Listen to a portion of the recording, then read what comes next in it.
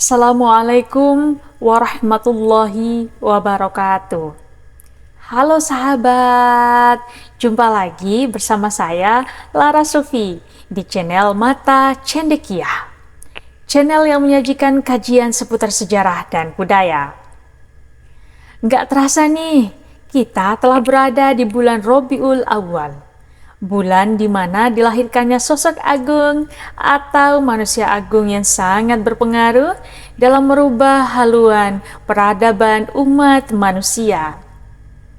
Sosok agung itu tidak lain tentu saja adalah Nabi besar Muhammad Shallallahu Alaihi Wasallam.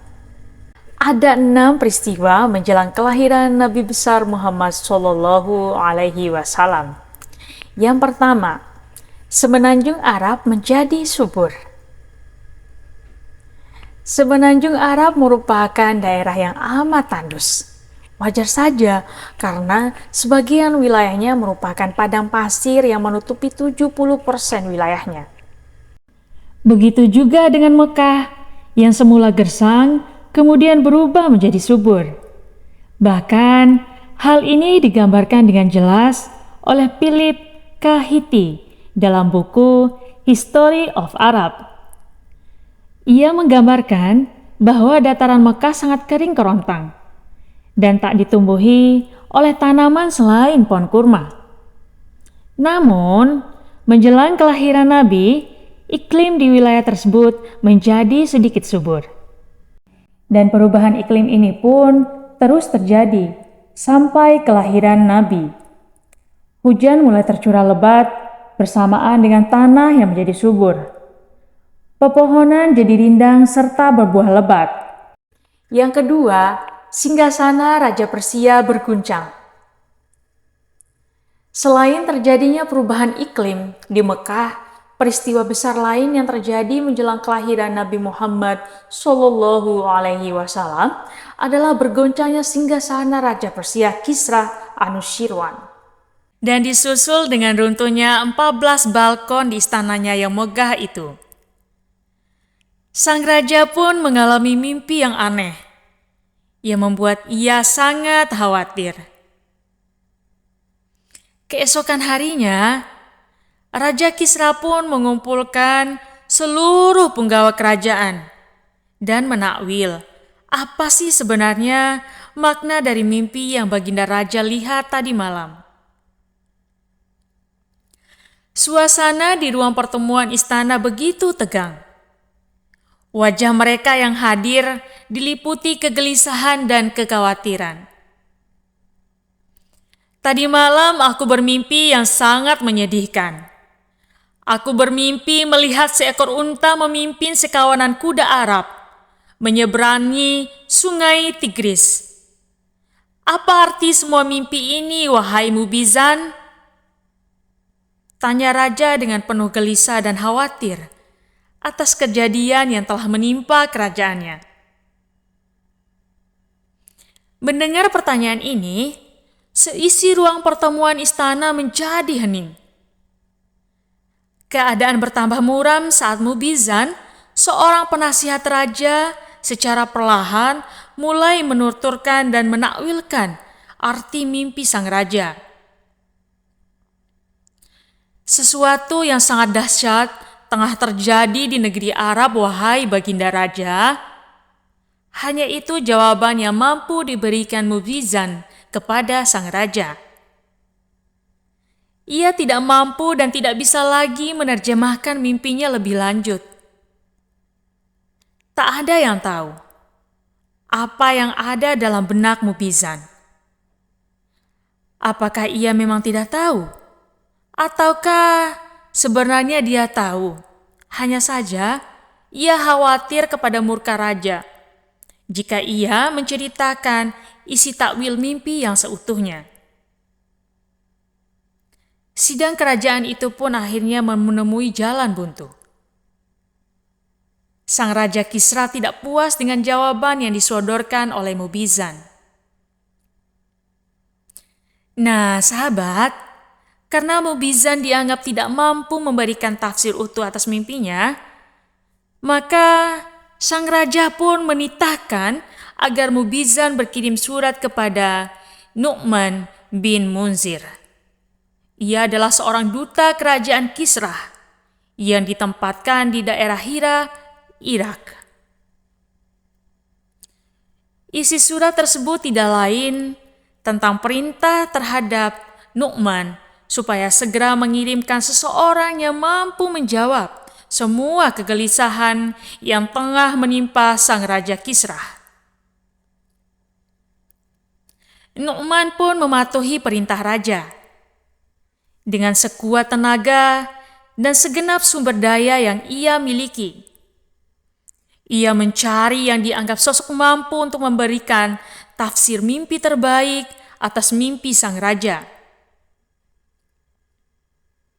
Setelah dicari ke sana kemari, akhirnya ditemukanlah dari seorang bijak yang bernama Sati. Seorang pertapa yang konon katanya fisiknya itu hanya tinggal seonggok daging yang menempel pada kayu. Nu'man menyampaikan dan menceritakan perihal mimpi sang raja. Nah sahabat, dari pertapa inilah terungkap sebuah jawaban yang membuat sang raja dan seluruh penduduk Kisra tercengang. Sati menuturkan bahwa umur kerajaan Kisra tidak akan lama dan penguasa baru akan segera muncul.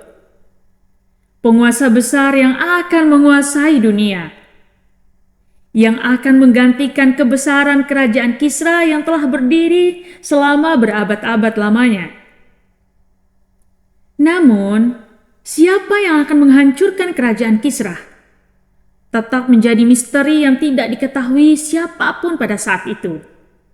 Kejadian aneh yang ketiga yang terjadi menjelang kelahiran Nabi besar Muhammad SAW adalah padamnya api persembahan kaum Majusi.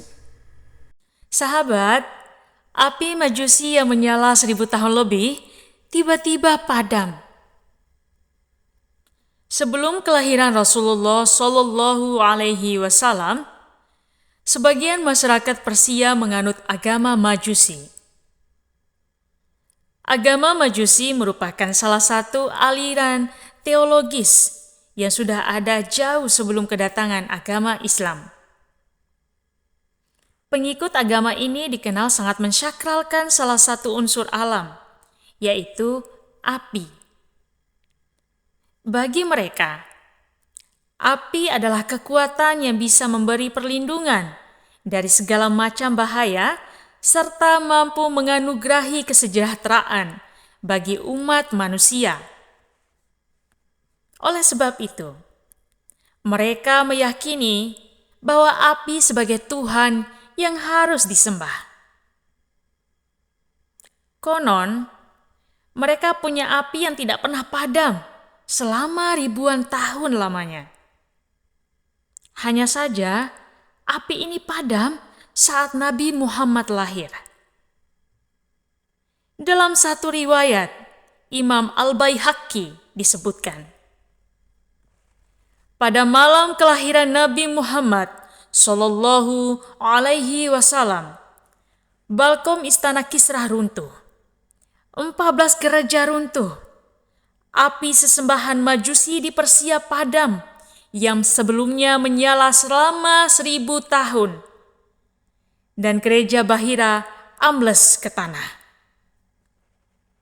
Tentu saja, para pengikut agama Majusi berusaha menyalakan kembali apinya.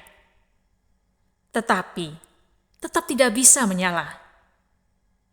Mereka menduga bahwa padamnya api yang selama ini mereka sembah pasti menunjukkan terjadinya suatu peristiwa besar di dunia. Yang keempat, air Danau Sa'wah secara tiba-tiba surut.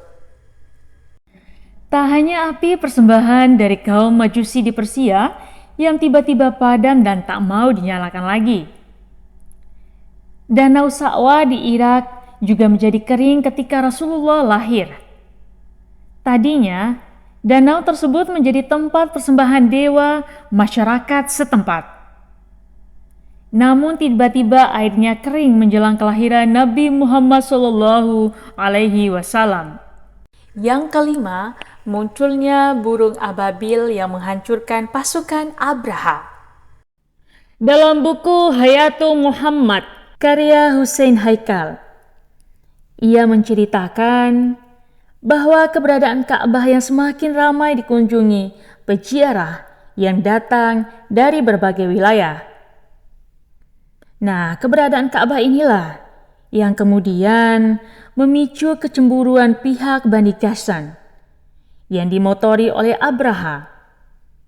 Ia kesal, marah, dan berusaha sekuat tenaga membangun rumah ibadah di kota Shan'a, Yaman, agar dapat menyaingi Ka'bah.